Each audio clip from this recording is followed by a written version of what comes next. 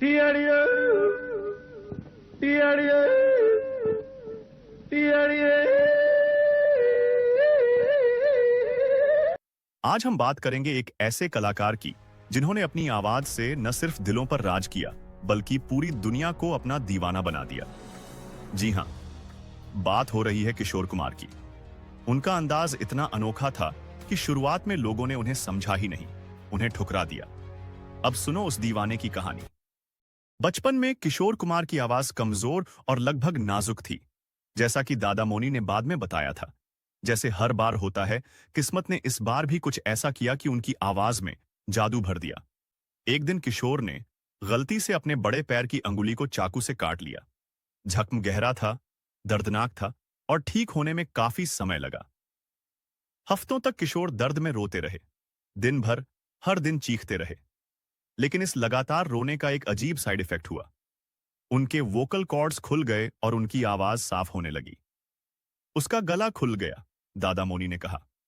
यह बदलाव उनके साथ कॉलेज तक चला, इंदौर के क्रिश्चियन कॉलेज में, जहां उनका गायन का जुनून खिल उठा।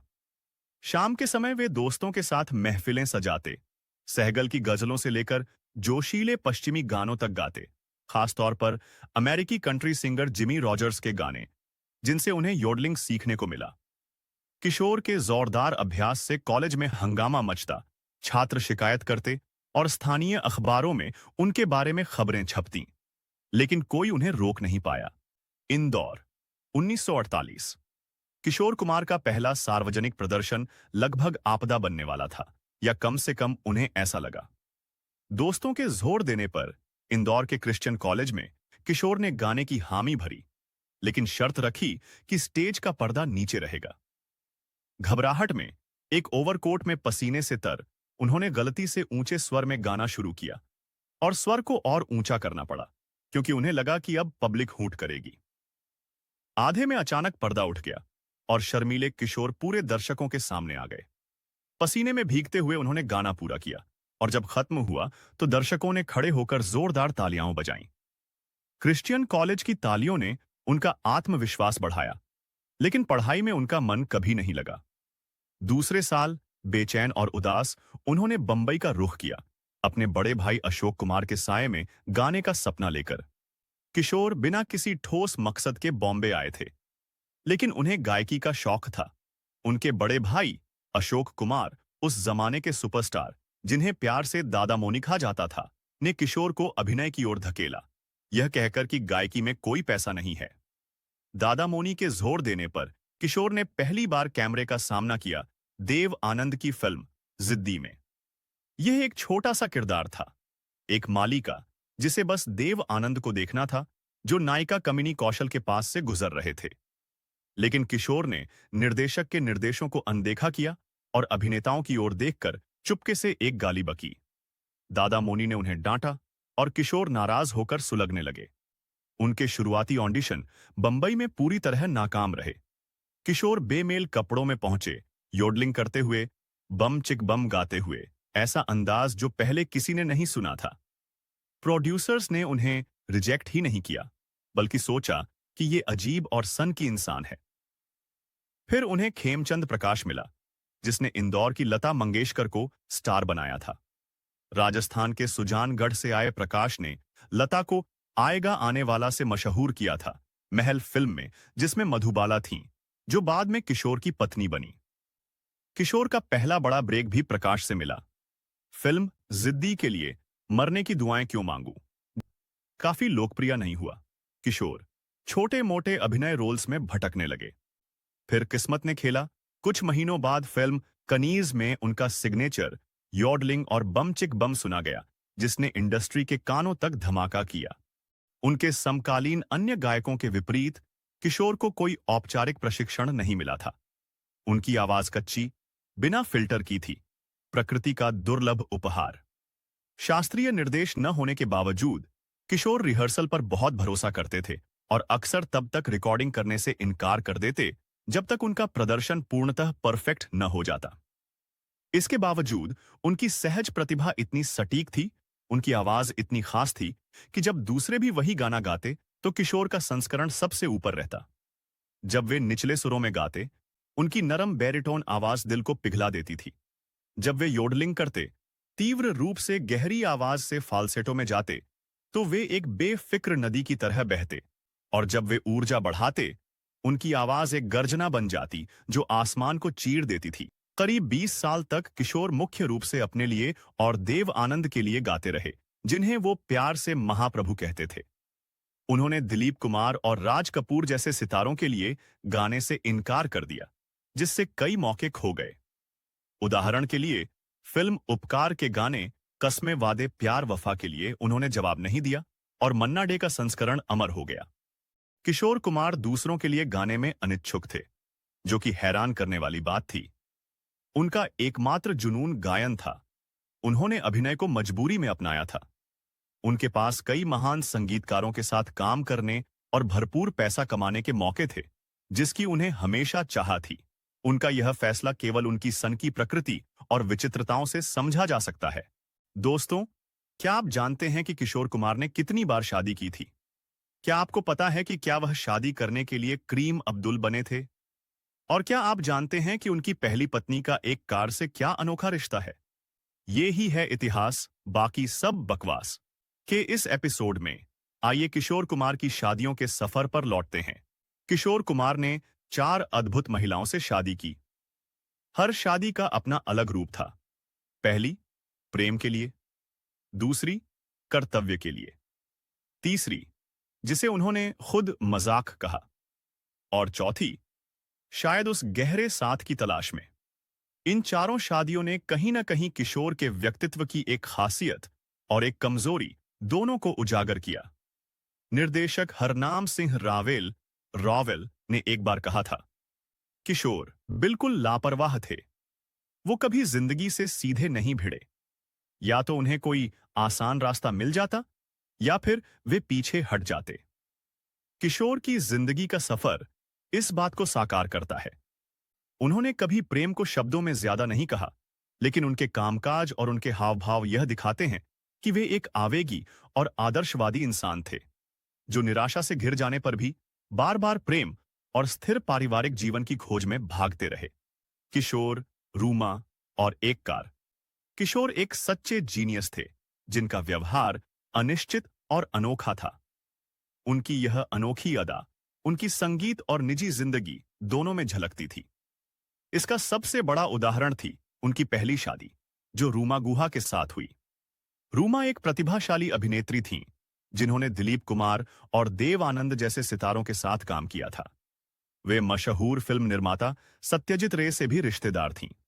किशोर से उनकी मुलाकात तब हुई जब किशोर ने इंदौर में अपनी पढ़ाई छोड़कर बॉम्बे में साहसिक जीवन और गायकी के मौके तलाशने का फैसला किया। उनकी शादी की रात को किशोर मद्रास में एसडी बर्मन के लिए एक गाना रिकॉर्ड कर रहे थे। जब वे बॉम्बे हवाई अड्डे पर उतरे, तो कुछ लोगों के अनुसार एक अजनबी ने उनके पास आकर फुसफुसाया, बांद्रा जाओ, सारी तैयारियां हो चुकी हैं। किशोर ने वर्ली में अपने परिवार के घर की ओर टैक्सी ली, लेकिन अचानक मन बदलकर बांद्रा की ओर रूमा से मिलने चल पड़े। कुछ ही घंटों में बिना अपने परिवार की मंजूरी के उनकी शादी हो गई। किशोर को लगता था कि इस शादी ने उनकी जिंदगी बदल दी।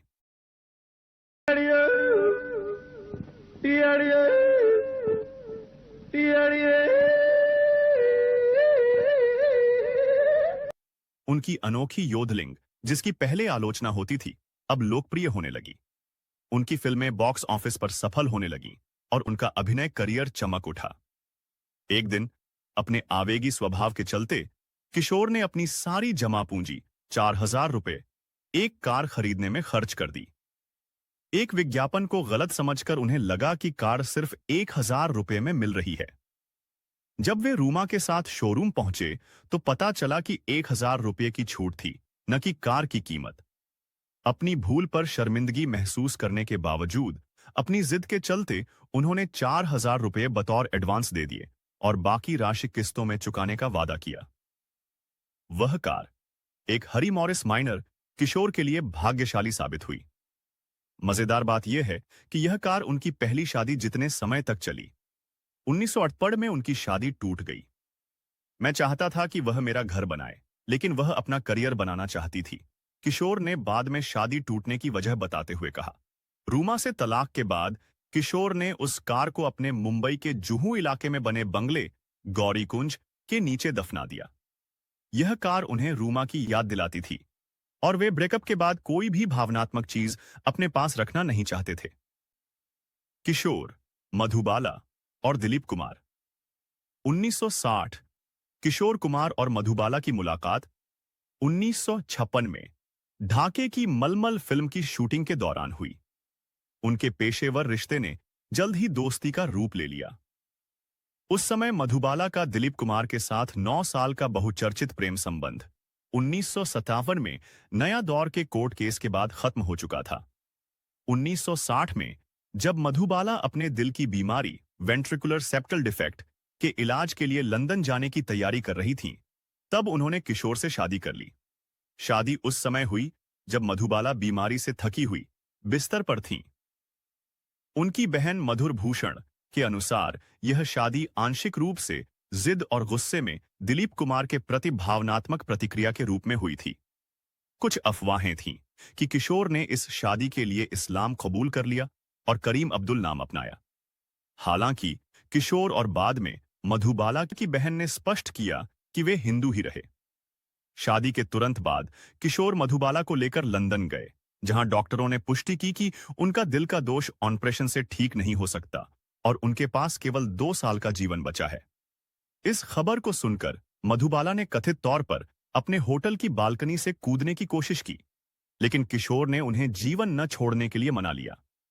इस गंभीर निदान ने उनके रिश्ते को गहराई से प्रभावित किया। मधुबाला न तो बच्चे पैदा कर सकती थीं और न ही सामान्य वैवाहिक जीवन जी सकती थीं, जिसने उनके रिश्ते को और जटिल बना दिया। भारत लौटने के बाद किशोर ने कथित तौर पर मधुबाला से दूरी बनानी शुरू कर दी। मधुर भूषण के अनुसार किशोर ने मधुबाला को उनके परिवार के कार्टर रोड वाले घर पर एक नर्स और ड्राइवर के साथ छोड़ दिया, यह कहते हुए कि काम का दबाव उन्हें व्यक्तिगत देखभाल करने से रोक रहा था। वे कभी कभार महीनों में एक बार मधुबाला से मिलने आते थे और अक्सर उनके फोन तक नहीं उठाते थे। इससे मधुबाला में परित्याग और ईर्ष्या की भावना जागी, जिसने उनकी अवसाद और शारीरिक पीड़ा को और बढ़ा दिया। लेकिन सच्चाई इससे कहीं जटिल थी।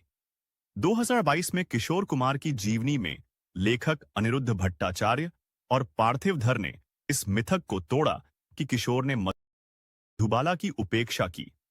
उन्होंने कई स्रोतों के हवाले से बताया कि किशोर का प्यार और समर्पण अटूट था। उन्होंने अपने करियर और वित्त को दरकिनार कर मधुबाला का साथ दिया। लेखकों के अनुसार किशोर ने मधुबाला को एक अपार्टमेंट में इसलिए शिफ्ट किया था क्योंकि उनके घर के पास से गुजरने वाले हवाई जहाज उनकी नींद में खलल डालते थे। बीमारी के दौरान किशोर हर शाम शूटिंग जल्दी खत्म कर मधुबाला के साथ रात का खाना खाने आते थे और अपनी जिंदगी को उनके इर्द गिर्द व्यवस्थित कर लिया था। किशोर ने खुद इस भ्रम को और बढ़ाया। The illustrated weekly off India को दिए एक साक्षात्कार में उन्होंने कहा कि उन्होंने मधुबाला से यह जानते हुए शादी की थी कि वह गंभीर रूप से बीमार थीं। वह पूरी तरह अलग थी। मुझे पता था कि वह बहुत बीमार थी, फिर भी मैंने उससे शादी की। एक वादा होता है, इसलिए मैंने उसे अपनी पत्नी के रूप में घर लाया, भले ही मुझे पता था कि वह जन्मजात दिल की बीमारी से मर रही थी। 9 लंबे साल तक मैंने उसकी देखभाल की। मैंने अपनी आंखों के सामने उसे मरते देखा। आप इसे तब तक नहीं समझ सकते जब तक आप खुद इसे न जिए। लेकिन फिल्म फेयर को दिए एक साक्षात्कार में किशोर ने कहा कि वे मधुबाला से कभी प्यार में नहीं थे और वह उनके और दिलीप कुमार के बीच दूत थे। उन्होंने कहा कि मधुबाला ने ही शादी पर जोर दिया था। क्या यह, जैसा कि रावल ने भविष्यवाणी की थी, किशोर का दर्द से दूरी बनाने का तरीका था? किशोर की अपनी भावनाओं को हास्य, व्यंग्य और भटकाव के साथ छिपाने की आदत को देखते हुए इसका जवाब कई परतों में छिपा है। निजी चुनौतियों के बावजूद मधुबाला और किशोर ने जैसी सफल फिल्मों में साथ काम किया, जिनमें उनकी ऑन स्क्रीन केमिस्ट्री ने दर्शकों का दिल जीत लिया, लेकिन मधुबाला की सेहत तेजी से बिगड़ती गई। 1966 में चलाक फिल्म के साथ वापसी की कोशिश के दौरान वह सेट पर बेहोश हो गईं और अस्पताल में भर्ती हो गईं। यह उनके अभिनय करियर का अंत था। 23 फरवरी 1959 को 36 साल की उम्र में मधुबाला का निधन हो गया, और किशोर उनके पास थे। उन्होंने उनके अंतिम संस्कार का आयोजन किया और उनके निधन ने किशोर पर गहरा प्रभाव छोड़ा। उनकी शादी को बॉलीवुड की सबसे अनोखी और दुखद प्रेम कहानियों में से एक के रूप में याद किया जाता है। किशोर, योगिता और मिथुन चक्रवर्ती। योगिता बाली, जिनका जन्म 13 अगस्त 1962 को अभिनेता सैयद इरशाद हुसैन, बाद में जसवंत, और हरदर्शन कौर के घर हुआ था, मशहूर अभिनेत्री गीता बाली की भतीजी थीं। किशोर और योगिता की मुलाकात की सटीक परिस्थितियां स्पष्ट नहीं हैं, लेकिन 1976 में उनकी शादी हुई, जो किशोर की तीसरी शादी थी। योगिता तब 24 साल की थी, जबकि किशोर 46 साल के थे। इस उम्र के अंतर ने कथित तौर पर उनके बीच तनाव पैदा किया। आज इलस्ट्रेटेड वीकली ऑफ इंडिया को दिए एक साक्षात्कार में किशोर ने इस शादी को मजाक करार दिया। उन्होंने कहा, मुझे नहीं लगता कि वह शादी को लेकर गंभीर थी। वह सिर्फ अपनी मां के प्रति जुनूनी थी। वह यहां कभी रहना ही नहीं चाहती थी।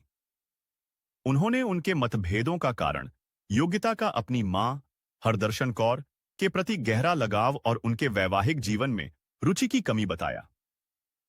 इसके विपरीत योगिता ने बाद में दावा किया कि वह किशोर से कभी प्यार नहीं करती थीं और उनकी शादी कभी पूर्ण नहीं हुई। यह शादी सिर्फ 2 साल में 1978 में तलाक के साथ खत्म हो गई। इस अलगाव का एक बड़ा कारण था योगिता का अभिनेता मिथुन चक्रवर्ती के साथ बढ़ता रिश्ता।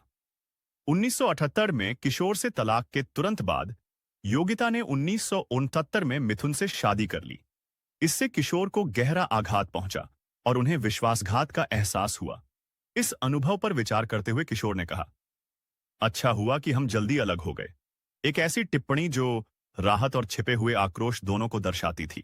वर्षों तक किशोर ने मिथुन की फिल्मों के लिए प्लेबैक गायन से इनकार किया, लेकिन विडंबना देखिए, उनका आखिरी रिकॉर्ड किया हुआ गीत गुरु गुरु, फिल्म वक्त की आवाज 1988, मिथुन की ही फिल्म के लिए था। और यह गीत किशोर ने आशा भोसले के साथ अपनी मृत्यु से ठीक पहले 13 अक्टूबर 1987 को रिकॉर्ड किया था। लीना चंदावरकर, जिनका जन्म धारवाड़, कर्नाटक में हुआ था, 1970 के दशक की शुरुआत में एक उभरती हुई बॉलीवुड अभिनेत्री थीं, जिन्हें हमजोली, महबूब की मेहंदी और मंचली जैसी फिल्मों के लिए जाना जाता था। उनके पहले पति सिद्धार्थ बांदोड़कर, जिनसे उन्होंने शादी की थी, कथित तौर पर एक आकस्मिक गोलीबारी में मारे गए। लीना ने बाद में बताया कि उनके शोक के दिनों में किशोर उन्हें फोन करते थे, हंसाते थे और धीरे धीरे उन्हें जिंदगी में आगे बढ़ने में मदद की। किशोर, जैसा कि लीना याद करती हैं, अक्सर कहते थे कि अगर वह दोबारा शादी करने का फैसला करे तो वे उनके लिए मौजूद हैं। उम्र के अंतर और किशोर की असफल शादियों के इतिहास के बावजूद उनकी और किशोर की शादी एक सादे समारोह में हुई, जब लीना 30 साल की थीं और किशोर 51 के। वे एक निजी और शांत जीवन में बस गए। लीना ने अभिनय छोड़कर अपने वैवाहिक जीवन और परिवार पर ध्यान दिया। साक्षात्कारों में लीना ने किशोर को एक प्यार करने वाला, हास्यप्रिय पति बताया, जो उनकी विचित्रताओं के बावजूद उनका हौसला बढ़ाते थे। लीना की यादों में किशोर एक जीनियस और गहरे मानवीय व्यक्तित्व के रूप में उभरते हैं, जिनकी विचित्रताएं उनकी पहचान और विरासत का अभिन्न हिस्सा थीं। रूमा के करियर पर ध्यान और किशोर के विरोध, मधुबाला की बीमारी और योगिता की अल्पकालिक प्रतिबद्धता से प्रभावित उनकी पिछली शादियों की तुलना में लीना के साथ किशोर की शादी सबसे लंबी और सबसे सामंजस्यपूर्ण थी, हालांकि दुखद रूप से अल्पकालिक। चारों शादियां इस अकेलेपन की कहानी कहती हैं। पहली, रूमा। किशोर ने घर मांगा, मगर वह करियर चाहती थी। नतीजा, टकराव और अंत। दूसरी, मधुबाला। प्रेम मिला, पर किस्मत ने उसकी दिल की बीमारी से सब छीन लिया। तीसरी, योगिता। जल्दी बने और जल्दी टूटे रिश्ते, जिनमें स्थायित्व नहीं था। चौथी, लीना। पहली बार एक शांत और संतुलित सहारा मिला, पर मृत्यु ने उसे भी छोटा कर दिया। हर शादी एक आईना थी, जो दिखाती थी कि किशोर का दिल कितना कुछ खोजता रहा और कितना अधूरा रह गया। अगर आपको मेरी कहानियां पसंद आती हैं, तो चैनल को सब्सक्राइब कीजिए वीडियो को लाइक कीजिए और अपने दोस्तों के साथ शेयर करना न भूलिए। दोस्तों, क्या आप जानते हैं कि किशोरदा को लोग कहते थे वो पैसों के पीछे पागल हैं? यहां तक कि अफवाह थी कि वो रात रात भर पैसे गिनते रहते थे। सच हो या मजाक, इन कहानियों ने किशोर कुमार को और भी रहस्यमयी और दिलचस्प बना दिया। आजादी के बाद हर महीने की पहली तारीख पूरा भारत मुस्कुरा उठता था। सुबह रेडियो सिलोन पर बजता था किशोरदा का गाना, खुश है जमाना, आज पहली तारीख है। और यह गाना बन गया था नए महीने, नई सैलरी, नई खुशी का प्रतीक। सोचिए, उस दौर में पैसा और उनकी आवाज दोनों एक दूसरे के पर्याय बन गए थे। और फिर आए 70 का दशक, जब किशोरदा ने कर्ज में गाया, पैसा ये पैसा। फिल्म इंडस्ट्री के लोग कहते थे ये तो किशोरदा के दिल की आवाज है, क्योंकि उनके पैसे से जुड़े किस्से उतने ही मशहूर थे जितनी उनकी धुनें। उनका उसूल साफ था, पैसा दो, गाना लो। प्रोड्यूसर्स उनके दरवाजे पर सूटकेस में कैश लेकर जाते थे। अगर चेक दिया तो उनका जवाब था, चेक तो बाउंस हो जाता है, लेकिन मेरी आवाज कभी बाउंस नहीं होगी। भाई भाई फिल्म में पैसा लेट हुआ तो उन्होंने आधी मुंह साफ कर दी। डायरेक्टर और प्रोड्यूसर का शूट रुक गया, लेकिन किशोरदा सेट पर आराम से बैठे चाय पीते रहे।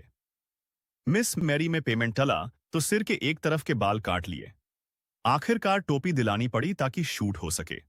और एक बार जब लो बजट फिल्म का पेमेंट अटका, तो वे अपनी गाड़ी लेकर प्रोड्यूसर के ऑफिस पहुंचे।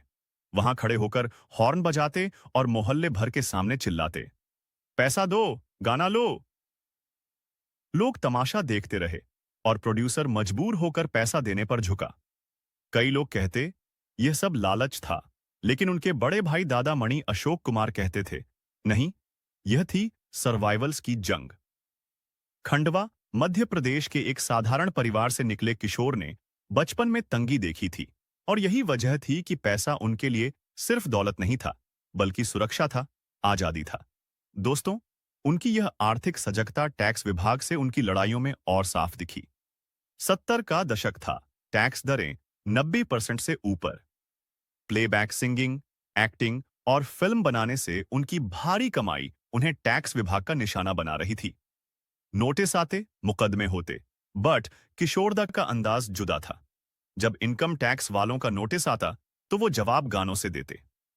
कभी कहते मेरी लॉटरी लग जाने वाली है, तो कभी तंज कसते, जय गोविंदम, जय गोपालम। ये था उनका व्यंग्य और बगावत का अनोखा अंदाज। टैक्स से बचने के लिए उन्होंने फिल्में बनाई ताकि घाटा दिखाया जा सके। लेकिन आयरॉनिकल बात यह हुई कि वो फिल्में हिट हो गईं। चलती का नाम, गाड़ी, झूमरू और दूर गगन की छांव में। जिन्हें उन्होंने घाटा दिखाने के लिए बनाया, वही फिल्में बन गईं कालजयी। अब यहां एक अहम बात समझनी होगी।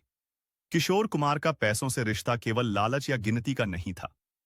उनका बचपन खंडवा में सादगी और संघर्ष में बीता था। माँ बाप भाइयों के साथ साधारण हालात देखे और कम उम्र में ही समझ गए थे, पैसा सिर्फ खर्च करने की चीज नहीं है, बल्कि सुरक्षा है। इंडस्ट्री में शुरुआती साल उनके लिए कठिन रहे। शादी के बाद तो हालात और तंग हुए। काम मिलने में रुकावटें आईं, और जब वो स्टार बने, तब भी उन्होंने कभी वो तंगी भूलकर लापरवाही नहीं की। उनकी सतर्कता और पैसों के प्रति चौकसी उतनी ही उनकी आदत बन गई जितना संगीत। उनके लिए पैसे से मोह का मतलब था अपनी शर्तों पर जीने की ताकत। चाहे अपनी अलग किस्म की फिल्में बनाना हो, या मुंबई की हलचल छोड़कर अपने प्यारे खंडवा लौट जाना, पैसा उनके लिए इन सब का जरिया था। और हां, यह कहना गलत होगा कि वो सिर्फ पैसे जमा करते थे। उनकी दरियादिली भी उतनी ही बड़ी थी। कई संघर्षरत कलाकारों की उन्होंने मदद की, कभी गुपचुप पैसों से, कभी उन्हें अपनी फिल्मों में काम देकर। लेकिन जब बात आती थी सिद्धांतों की, तो पैसा उनके सामने बौना हो जाता था। इमरजेंसी के दौरान जब सरकार ने उनसे प्रचार गीत गाने की मांग की, उन्होंने मना कर दिया। यहां तक कि जब संजय गांधी का नाम लिया गया, तो उन्होंने ठंडी सांस के साथ कहा, वो कौन है? परिणाम यह हुआ कि उनके गानों पर रोक लगी, आमदनी घटी। लेकिन किशोरदा अपने उसूलों से कभी नहीं डिगे। दोस्तों, यही तो है किशोर कुमार की असली कहानी। ये कहानी सिर्फ पैसे या शोहरत की नहीं। ये कहानी है एक ऐसे कलाकार की जिसकी आवाज ने पूरे भारत को जोड़ दिया। एक ऐसा इंसान जो अपनी पुरस्रार सनक, अपने सख्त उसूलों और अपने दिलदार अंदाज के लिए आज भी जिंदा है। मुसीबतों में भी वो गाते रहे, और यही उनकी सबसे बड़ी विरासत है। उन्होंने हमें सिखाया, पैसा आता है, जाता है, लेकिन हर पहली तारीख को, हर खुशी और हर गम में गाना हमेशा साथ रहेगा। क्या किशोर कुमार एक बच्चा थे जो कभी बड़ा नहीं हुआ? या फिर उनमें एक अनोखा पागलपन था जो दुनिया को दिखाने के लिए था? या शायद वह सिर्फ एक दुखी इंसान थे जो मस्खरे का नाटक करते थे ताकि अपने दिल के दर्द को छिपा सकें? किशोर कुमार के अंदरूनी दर्द को सही मायने में दर्शाने वाली एकमात्र फिल्म वह थी जिसमें उन्हें काम करने का मौका मिला, पर वह उसमें कभी नजर नहीं आए। उनकी अनोखी हरकतों की वजह से उन्होंने भारतीय सिनेमा की सबसे बेहतरीन कृति में मुख्य भूमिका निभाने का मौका गंवा दिया। कहानी कुछ यूं है। किशोर के घर गौरीकुंज को सख्त पहरेदारों और कुत्तों ने घेर रखा था ताकि कोई बिन बुलाया मेहमान अंदर ना आ सके। एक दिन उन्होंने अपने पहरेदारों को आदेश दिया कि उस बंगाली को अंदर न आने दें। यह फैसला उनके लिए भारी भूल साबित हुआ। महान निर्देशक ऋषिकेश मुखर्जी ने किशोर को अपनी मार्मिक फिल्म आनंद में मुख्य भूमिका के लिए चुना था। एक ऐसी कहानी जिसमें एक असाध्य रोग से पीड़ित व्यक्ति अपने आसपास के लोगों के चेहरों पर हंसी बिखेरता है, लेकिन किशोर के आदेश पर उनके पहरेदारों ने मुखर्जी को दरवाजे से ही लौटा दिया। यह भूमिका अंततः राजेश खन्ना को मिली, जिन्होंने इसे इतना यादगार बना दिया कि यह उनकी सिनेमाई विरासत का हिस्सा बन गया। किशोर कई मायनों में असल जिंदगी के आनंदाक थे। एक गहरे दुख में डूबा इंसान जिसकी जंगली हरकतें, चाहे सेट पर हों या बाहर, लोगों को हंसाती थीं, पर साथ ही उन्हें दूर रखती थीं। लेकिन उनकी यह मस्ती भरी छवि एक मुखौटा थी, उनके सच्चे जज्बातों को छिपाने का एक जरिया। अभिनेत्री तनुजा ने एक बार किशोर का एक दिल छू लेने वाला किस्सा साझा किया। एक शूटिंग के दौरान किशोर उदास मन से उनके पास आए और बोले, तनु, आज मैं दुखी हूं, तुम मेरे दुख में साथ दो। फिर उन्होंने अपने सबसे मार्मिक गाने गाए, जिन्हें सुनकर तनुजा की आंखें छलक आईं। ऐसे कमजोर पल किशोर के लिए दुर्लभ थे। ज्यादातर लोग उन्हें एक रहस्यमयी मस्खरे के रूप में ही जानते थे, जो अपनी भूतों से बातें करते, पेड़ों को गले लगाकर उनसे गपशप करते, अपने कुत्तों को राग सिखाते, डरावनी फिल्में देखते या बैटरी से चलने वाले खिलौनों के साथ खेलते। किशोर एक कुख्यात अकेलेपन के शौकीन थे। फिल्म इंडस्ट्री की चकाचौंध से दूर उन्होंने पत्रकार प्रीतिश नंदी को एक इंटरव्यू में कबूल किया, मेरा एक भी दोस्त नहीं है। दोस्तों, अभिनेता देव आनंद का जीवन कई महान हस्तियों से गहराई से जुड़ा रहा। गुरुदत्त, सुरैया, उनके भाई और आखिर में किशोर कुमार से, जो अक्सर उनकी आवाज बनकर गाते थे। देव आनंद याद करते थे कि लंबी ट्रेन यात्राओं के दौरान वे और किशोर साथ में बैठकर निजी बातें साझा करते थे, जिनमें किशोर की पहली शादी का जिक्र भी होता। लेकिन जब शोहरत ने किशोर को घेर लिया, तो वे अपने ही संसार में सिमट गए। उन्होंने अजीबोगरीब हरकतों का सहारा लिया ताकि लोग उनसे दूरी बनाए रखें और उनका एकांत बना रहे। किशोर कुमार की विचित्रताएं सिर्फ अजूबे नहीं थीं। वे एक ऐसे इंसान की झलक थीं जो अपनी ही अंतर्विरोधों से जूझ रहा था। अकेलेपन की चाहत, फिर भी अपनी बेमिसाल प्रतिभा से सुर्खियों में रहना। एक कम चर्चित किस्सा इस दोहरे व्यक्तित्व को बखूबी दर्शाता है। हाफ टिकट 1962 की शूटिंग के दौरान किशोर, जो विजय का किरदार निभा रहे थे, ने एक सीन में सुधार करने की जिद की, जिसमें उन्होंने एक औरत का भेष बनाया। पहले तो क्रू को यकीन नहीं हुआ, लेकिन जब किशोर ने नाचते और मजाक करते हुए वह सीन किया, तो सब हंसते हंसते लोटपोट हो गए। यह सीन फिल्म का सबसे मजेदार हिस्सा बन गया। लेकिन जैसे ही कैमरा बंद हुआ, किशोर अपनी वैनिटी वैन में चले गए। घंटों तक किसी से बात नहीं की और अपनी ही दुनिया में खो गए। पंचम, जिन्होंने किशोर के साथ कई रत्न रचे, ने पहली बार किशोर को कारदार स्टूडियो, बॉम्बे की बाउंड्री वॉल पर एक साधु के भेष में बैठे देखा। पंचम ने याद किया, उनका एक जूता नीचे गिर गया था। उन्होंने मुझे उसे उठाने को कहा। जब मैंने उठाया, तो उन्होंने अपना परिचय दिया, मैं किशोर कुमार खंडवा वाला हूं, शुक्रिया, साधु। पंचम के एक गाने की रिकॉर्डिंग के दौरान किशोर एक खिलौना ट्रम्पेट लिए बेमेल कपड़ों में मस्ती के मूड में आए। रोमांटिक गाना गाने की बजाय उन्होंने 1 घंटे तक बेतुके स्वरों में प्रयोग किया और फिर एकदम से ऐसा शानदार टेक दिया जिसने सबको मंत्रमुग्ध कर दिया। पंचम ने बाद में कहा, वह एक जीनियस थे जो अपनी शर्तों पर काम करते थे। उनकी लगातार सहयोगी गायिका आशा भोसले ने देखा कि किशोर अक्सर स्टूडियो में एक काल्पनिक बच्चे के साथ आते, उसके साथ घंटों खेलते और बातें करते, मानो एक बच्चे की तरह बेपरवाह। संगीतकार सलिल चौधरी ने बताया कि किशोर कभी कभी तब तक गाने से इनकार कर देते थे जब तक उनका मूड नहीं बन जाता। एक बार तो उन्होंने स्टूडियो के बगीचे में तितली का पीछा करने के लिए रिकॉर्डिंग रोक दी, लेकिन जब वे आखिरकार गाते तो उनकी आवाज में ऐसा जादू होता कि साधारण रचनाएं भी अमर हो जाती। किशोर का अपनी ऑडियंस के साथ रिश्ता भी उतना ही जटिल था। उन्हें दर्शकों का प्यार भाता था, लेकिन वे प्रसिद्धि की नश्वरता को भी समझते थे। उन्होंने एक साक्षात्कार में कहा, वे मेरी आवाज से प्यार करते हैं, मुझसे नहीं। मैं तो गीत के पीछे की छाया हूं। एक निर्माता निर्देशक जिन्होंने किशोर के साथ 2 फिल्मों में काम किया, एक बार बहुत डर गए। वे किशोर के घर गए तो किशोर सोने का नाटक कर रहे थे। पास में एक तख्ती थी जिस पर लिखा था, कुत्ते से सावधान। जब वे बात शुरू करने की कोशिश की तो किशोर ने गुर्राया और उनके हाथ को मजाकिया अंदाज में काट लिया। किशोर की एकांत प्रियता उनकी आखिरी बीती वर्षों में और बढ़ गई। पड़ोसी उन्हें शाम के वक्त समुद्र किनारे अकेले गुनगुनाते और लहरों से बातें करते देखते थे। कुछ मानते थे वे रिहर्सल कर रहे हैं, तो कुछ सोचते थे कि वे प्रकृति में शांति खोज रहे हैं। उनकी पहली पत्नी रूमा गुहा ठाकुरता ने उन्हें दिल का बच्चा पर साथ जीने के लिए असंभव बताया था। किशोर कुमार का जन्म खंडवा में हुआ, जो इंदौर से कुछ किलोमीटर दूर प्रसिद्ध धार्मिक स्थल ओंकारेश्वर के रास्ते पर एक छोटा सा कस्बा है। उनके पिता कुंजीलाल एक वकील थे, जिनकी हाजिर जवाबी कोर्ट में सभी को, यहां तक कि आरोपी को भी, हंसाती थी। इंदौर के क्रिश्चियन कॉलेज में पढ़ाई करते समय उन्होंने अपनी पहचान बना ली थी।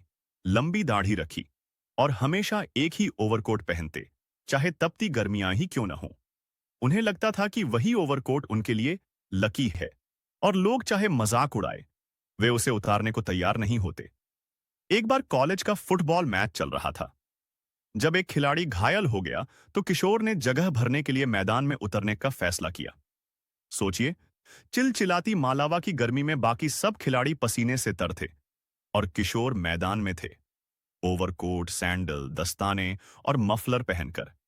दरअसल उनकी यह सनक परिवार में भी खूब देखने को मिलती थी।